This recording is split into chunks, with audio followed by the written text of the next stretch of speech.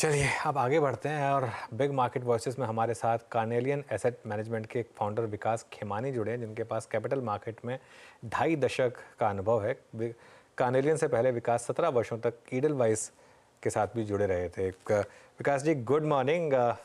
कैसे देख रहे हैं इस रीसेंट वॉलेटिलिटी को? क्या ये प्योरली एक इलेक्शन इम्पैक्ट है और क्या यहाँ पर बाइंग के मौके ढूंढने चाहिए या इस मार्केट में भी थोड़ा संभल कर चलने में बेटर रहेगा? Anuj, good to talk to you. Anuj, देखिए, मुझे कोई बहुत ज्यादा वॉलेटिलिटी दिख नहीं रही है। तो वेरी फ्रैंक, मार्केट्स में इस तरह के उतार चढ़ाव तो आते ही रहते हैं। तो मैं ये कहूंगा कि मेरे को मार्केट में कोई बहुत ज्यादा घबराहट किसी तरह से दिख नहीं रही है। मार्केट एक अच्छी रेंज में कंसोलिडेट हो रहा है, जो किसी भी मार्केट के लिए बहुत अच्छा है। कोर्स एक आपने बहुत बड़ा इवेंट अहेड है, जो इसके शायद सकारात्मक आउटकम जो है सबका फैक्टर्ड इन है। अगर वहां से कोई नेगेटिव आता है कोई भी कारण से जो आप नहीं कह सकते हो, तो भले कुछ करेक्शन हो जाए, पर मुझे नहीं लगता है कि वहां पे भी कोई नेगेटिव आने की संभावना है। तो इन नॉर्मल स्टेट में आई थिंक मार्केट एक अच्छी नाइस रेंज में कंसोलिडेट हो रहा है। लॉन्ग टर्म के बेसिस पे बेस बना रहा है। 500 से 700 पॉइंट का कंसोलिडेशन निफ्टी के अंदर कोई बहुत बड़ी बात नहीं है। थोड़े से सेक्टरल रोटेशन भी हो रहे हैं। काफी मिड कैप जो वीक मिड कैप से उनमें करेक्शन हो गया है। तो आई थिंक ये एक अच्छी, कोई भी long term structural bull run की अच्छी निशानी है।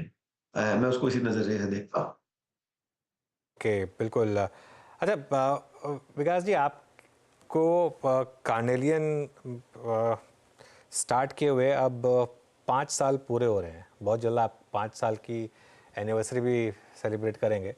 क्या आपने पिछले 5 साल में सीखा? मतलब क्योंकि कहते हैं मार्केट में रोज हम कुछ ना कुछ नया सीखते हैं। क्या आपकी टॉप 5 लर्निंग्स रही पिछले 5 साल की? जैसा आपने कहा कि आप रोज कुछ ना कुछ नया ही सीखते हो, तो इसमें कोई दो राय नहीं है कि मार्केट हमें रोज नया सिखाता है और एक कंटिन्यूस लर्निंग प्रोसेस है। और मैं तो मार्केट में 25 साल से ऊपर से हूँ, तो हर बार मार्केट ने कुछ ना कुछ सिखाया है। और तो मेरा ये मानना है कि ये जर्नी में भी एक अच्छी जर्नी रही है। पहली बार हम दूसरे लोगों का पैसा मैनेज कर रहे हैं, तो रिस्क बिकम्स फार मोर इम्पोर्टेंट। सो सबसे बड़ी बात होती है कि आप रिस्क को कैसे देखते हो, रिस्क को कैसे मैनेज करते हो।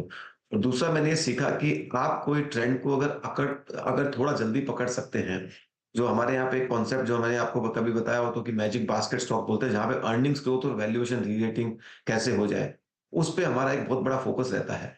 तो उसमें हमने कई तरीके ढूंढे हैं कि कैसे कैसे होते हैं, किस सिचुएशंस में ऐसे होते हैं। जैसे आपको ध्यान होगा तो हमने हमारा मैन्युफैक्चरिंग फंड अगस्त 2020 में लॉन्च किया था। कि हम उस टाइम ये इतना बड़ा ट्रेंड क्यों पकड़ पाए इतना जल्दी। जब आज सब लोग मैन्युफैक्चरिंग की बात कर रहे हैं, हम तो अगस्त 2020 से बात कर रहे हैं, तो वो क्यों पकड़ पाए? तो वो हमने जो फ्रेमवर्क किया कि आप देखते रहो, कनेक्ट करते रहो डॉट्स को, कि कि कि क्या बदल रहा है। तो आप अगर कभी एक बदलाव को जल्दी नोटिस कर सकते हैं, आप किसी चेंज को जल्दी नोटिस कर सकते हैं, उसमें अपने आप को जल्दी पोजीशन कर सकते हैं, तो उसमें रिस्क रिवॉर्ड आपके इन्वेस्टमेंट का बहुत हाई होता है और आउटकम भी बहुत हाई होता है। इनफैक्ट आप ज्यादा रिटर्न बनाते हैं और रिस्क कम लेते हैं। जैसा कि मैं कहूंगा कि मैन्युफैक्चरिंग में अगस्त 2020 में रिस्क रिवॉर्ड आपके फेवर में ज्यादा था। पर उस टाइम पे लोग उसको रिस्क ज्यादा मान रहे थे कि मैन्युफैक्चरिंग तो इंडिया में हो ही नहीं सकता है, रिस्की बहुत है। पर हमको वो रिस्क रिवॉर्ड उल्टा लग रहा था, फेवरेबल लग रहा था। तो आप जब जब कोई अलग नजरिए से, पर्सपेक्टिव से, दुनिया से अहेड होकर देखते हो, तो उसमें एक बड़ा पैसा बनने की संभावना होती है। तो हमारी ये कोशिश रहती है कि आप उन पे देखते रहो। और तीसरी चीज मैं ये कहूंगा कि सबसे बड़ी चीज अवॉइड करनी है इस पर्सपेक्टिव से, कि आप खराब क्वालिटी ऑफ मैनेजमेंट पे पैसा नहीं लग जाए। क्योंकि अगर रुपया सबसे ज्यादा 80 से 100% रुपया आपका टूटता है, तो एक ही सिचुएशन में टूटता है, जब आप किसी गलत आदमी पे पैसा लगा दो, मैनेजमेंट क्वालिटी अच्छी नहीं हो। तो हमारा एक बहुत बड़ा फोकस उसी पे रहता है कि गलती से भी गलत आदमी पे पैसा नहीं लग जाए, क्योंकि वो आपके पोर्टफोलियो को बहुत बड़ा डिजास्टर क्रिएट कर सकता है। तो उस पे हमने हमारी कांस्टेंट लगे रहते हैं।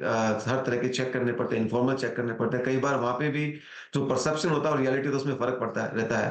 तो आप कैसे ढूंढो कि जो जो मार्केट में कई बार दिख रहा अच्छा, क्वालिटी अच्छी होती है, पर बिहाइंड आपको ऐसा डेटा मिलते हैं कि आप सरप्राइज हो जाते हो। तो उनसे उन उन लैंडमाइंस को, उन एक्सीडेंट्स को कैसे अवॉइड किया जाए, उस पे भी हम एक बहुत बड़ा काम करते हैं। और ये भी हमारी एक बहुत बड़ी लर्निंग रही है। भगवान की दया रही है कि ऐसे हमारे कोई एक्सीडेंट हुए नहीं है पिछले 5 साल में। पर ये प्रार्थना रहती है कि हो नहीं जावे, क्योंकि क्योंकि ये आपके हाथ में नहीं होता है। तो आप इस चीज को ध्यान, कोशिश ज्यादा रखते हो। तो ये तो कुछ लर्निंग्स है जिनको लेके हम लोग चलते रहते हैं। बाकी तो नया हर रोज नई सीख है। और मैं मानता हूँ कि दूसरा, मेरी जितना मैं जिस जब मैंने चालू किया था, मैं इंडिया पे बहुत बुलिश था। आज मैं इंडिया इंडिया पे उससे ज्यादा बुलिश हूँ। क्योंकि मुझे लगता है इंडिया एक ऐसी ट्रांसफॉर्मेशनल जर्नी पे है, तो you can't bet against India. So आप अगले 10-15 सालों में इंडिया में जो वेल्थ क्रिएशन साइकिल हमारी होगी, जो आदमी बिना कुछ शॉर्टकट लिए हुए, बिना लोभ में पड़े हुए अगर सही ढंग से इन्वेस्टिंग करे, तो मुझे लगता है जो बेस्ट वेल्थ क्रिएशन साइकिल है, हमारे सामने आगे है। अच्छा विकास जी, बीते 2 साल की, मतलब अनुज ने आपके पिछले 5 साल का उल्लेख किया यहाँ पे, पिछले 2-3 साल की जो सबसे बेहतरीन कॉल रही वो थे निफ्टी पीएसयू बैंक इंडेक्स और निफ्टी, मतलब जो पीएसयू बैंक्स थे। अभी कोई व्यू में परिवर्तन, अभी एक अर्निंग ड्यू है अभी, लेकिन जो अब तक के नंबर्स रहे वो आपके व्यू को क्या और मजबूत कर रही है? 7231 का इंडेक्स है मेरे ख्याल से, जब हमारी आपसे बात हुई थी वो करीब 3500 का इंडेक्स हुआ करता था। अभी पीएसयू बैंक्स पे आपका व्यू? कंटिन्यू पॉजिटिव है, अभी भी पॉजिटिव है पीएसयू बैंक्स में, क्योंकि मैंने आपको ध्यान हो तो बताया था कि हम 3 कारणों से पीएसयू बास्केट बैंक्स के बास्केट पे स्पेसिफिकली बुलिश हुए थे। हमने इसलिए कभी नहीं खरीदा था कि वो सस्ते थे। सस्ते तो ऑफ कोर्स थे, पर उसके साथ-साथ में 3 बड़े परिवर्तन हो रहे थे। आप हिस्टोरिकली देखेंगे तो पीएसयू बैंक्स में 3 प्रॉब्लम थी, asset quality, governance and technology, जिसकी वजह से वो प्राइवेट सेक्टर के सामने कम्पीट नहीं कर पा रहे थे, मार्केट शेयर का लॉस हो रहा था। एसेट क्वालिटी का आप देखेंगे तो पिछले 4-5 सालों में काफ़ी कुछ क्लीनिंग अप हो गया है। अभी सबकी बैलेंस शीट स्क्वीकी क्लीन है। गवर्नेंस की जहाँ तक बात आती है, सब जगह I think governance has been fixed. अभी आप कभी ऐसा नहीं होता है कि आपको दिल्ली से फ़ोन आता है और आप लोन दे देते हैं, या फिर आपने देखा होगा तो हर बैंक के सीईओ और एमडी साहब जो भी सरकार ने चुन के भेजे हैं, exceptionally bright people, and I am fortunate of meeting most of them. So काफी केपेबल लोगों को टॉप पे बिठाया है। तो governance has been also fixed. And lastly technology. आप 10-15 साल पहले देखो तो टेक्नोलॉजी आपको बनानी पड़ती थी। पिछले 5-7 सालों में ये प्लग एंड प्ले हो गया है। तो सब बैंकों ने टेक्नोलॉजी में भी काफी अच्छा इन्वेस्टमेंट्स किया है। तो ये जो 3 पैमानों पे पीएसयू बैंक पीछे रहते थे, वो सब सुधर गए और आज ये तो मानना पड़ेगा कि पीएसयू बैंक की जो रीच है, वो बहुत डीप है। 10-10, 15-15 हज़ार ब्रांचें हैं, ये बनाना आसान नहीं होता है। तो इस वजह से मुझे लगता है कि आने वाले समय में भी जो पहले valuation gap between private and public sector कम हुआ है, वो शायद और थोड़ा कम हो जाए। छोटे-मोटे उतार-चढ़ाव चलते रहेंगे, टेम्परेरी उतार-चढ़ाव चलते रहेंगे। मुझे लगता है पीएसयू सेक्टर बैंक्स भी काफ़ी अच्छा करते रहेंगे यहाँ से। अच्छा, थोड़ा सा मैं आपसे विकास जी इसी संदर्भ में, जब बात आती है कि किसी सेक्टर को लोअर ट्रेजेक्ट्रीज पे, लोअर लेवल से पिक करना है, आप देखिए ये CY24 सबसे खराब रहा अब तक आईटी के लिए। मतलब आप समझ लीजिए कि 39,000 का इंडेक्स कहाँ करीब करीब 33,000 पे ट्रेड कर रहा है। लगभग 20% का प्राइस करेक्शन हो चुका है। लार्ज कैप आईटी बहुत पिटा है। इन्फोसिस इतनी लोअर ट्रेजेक्ट्रीज पे ट्रेड कर रहा है। यहाँ पे आपका व्यू क्या है इस वक्त विकास जी, लार्ज कैप आईटी पे स्पेशली? हम लोग लार्ज कैप आईटी से पिछले 1 साल से स्पेसिफिकली दूर रहे हैं। हमारा रुझान जो है mid and small cap IT पे ज़्यादा रहा था। तो इसलिए आप हमारे पोर्टफोलियो में देखेंगे तो I think largest IT large cap company is only HCL tech which has done very well. तो आई थिंक कई बार क्या होता है, सेक्टर एक तरीके से जा रहा होता है पर उसके अंदर भी काफ़ी कंपनीज़ होती हैं जो अच्छा करती है।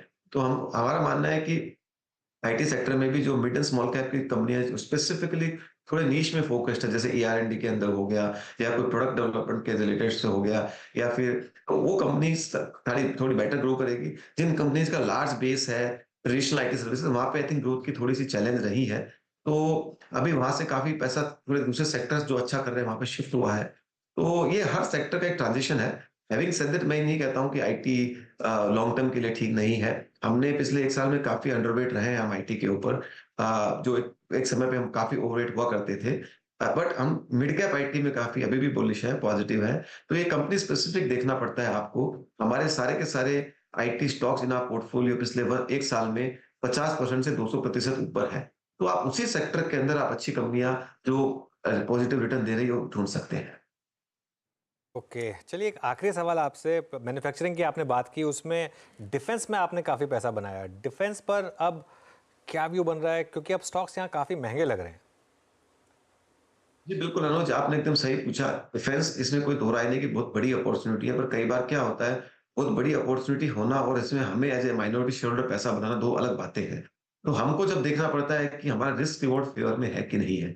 तो मुझे लगता है आज की डेट में जिस हिसाब से वैल्यूएशंस ट्रेड कर रहे हैं, क्योंकि कोई भी कंपनी डिफेंस जैसे सेक्टर में 30, 40, 50% ग्रोथ नहीं करती है, क्योंकि उनका ग्रोथ का दर तो जो नॉर्मल होता है। अगर मैं कोई कंपनी में आज इन्वेस्ट कर रहा हूँ, जिसने अगले 4-5 साल की ग्रोथ को ऑलरेडी फैक्टर इन कर चुका है, तो उसमें मुझे रिस्क रिवॉर्ड फेवर नहीं होता है। और मैं ये मानता हूँ कि कोई भी स्पेशली जो मैन्युफैक्चरिंग रिलेटेड सेक्टर है, उसमें बिजनेस कभी भी वन वे नहीं चलता है, हिकअप्स आते ही हैं।